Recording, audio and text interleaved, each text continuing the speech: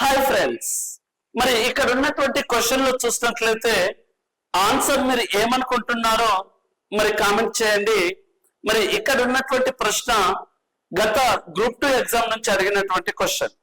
మరి 2014 పూర్వం direct questions అడిగేవారండి. మరి ఇటీవలి కాలంలో స్టేట్మెంట్ వైజ్ గా క్వశ్చన్స్ అడుగుతున్నాడు. మరి ఇది గ్రూప్ 2 స్టాండర్డ్ లెవెల్లో ఉన్నటువంటి క్వశ్చన్ ని చూద్దాం. కర్కటక రేఖ మరియు మకర రేఖలకు సంబంధించి క్రింది వాక్యాలను పరిగణించండి. మరి చూసినట్లయితే ఫస్ట్ వన్, భారతదేశంలో కర్కటక రేఖ రాజస్థాన్, గుజరాత్, మధ్యప్రదేశ్, ఛత్తీస్గఢ్, జార్ఖండ్, పశ్చిమ బెంగాల్, త్రిపుర మరియు మిజోరాం రాష్ట్రంలో గుండా వెళ్తుంది. మరి మరి ఒక్కొక్క స్టేట్మెంట్ చూసినట్లయితే భారతదేశంలో కర్కటక రేఖ ఎన్ని రాష్ట్రాల గుండా వెళ్తుంది?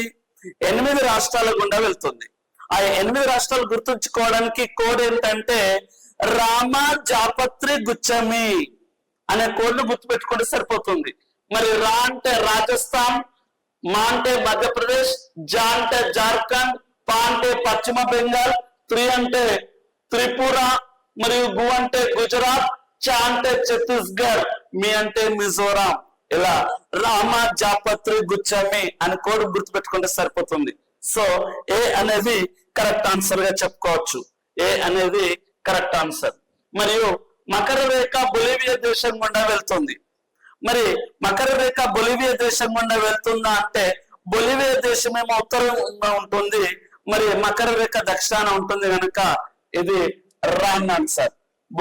మరి మకర రేఖ దాదాపు ఏ దేశాల గుండా వెళ్తుంది? అర్జెంటీనా, చిలీ, పరాగ్వే అనే దేశం మరియు బ్రెజిల్ దేశం గుండా వెళ్తుంది, కానీ బొలివియా దేశం గుండా వెళ్ళదు. So be wrong answer. Rio day Janeiro అనే నగరం మకర రేఖకు అత్యంత దగ్గరగా ఉన్నటువంటి నగరాలలో ఒకటి. మరి రియో డే జనీరో అనే నగరం ఏ దేశంలో ఉందంటే బ్రెజిల్ దేశంలో ఉంది. ఇది 22.9 డిగ్రీల మధ్యలో ఉంది ఈ నగరం బ్రెజిల్ అనే దేశంలో. సో ఈ నగరం గుండా మకర రేఖ వెళ్తుంది కనుక కరెక్ట్ ఆన్సర్. సో ఇక్కడ కరెక్ట్ ఆన్సర్ ఏ మరియు సి మాత్రమే. సో ఏ మరియు సి మాత్రమే ఫస్ట్ ఆప్షన్ లో ఇచ్చారు కనుక ఇవి 2 ఆన్సర్.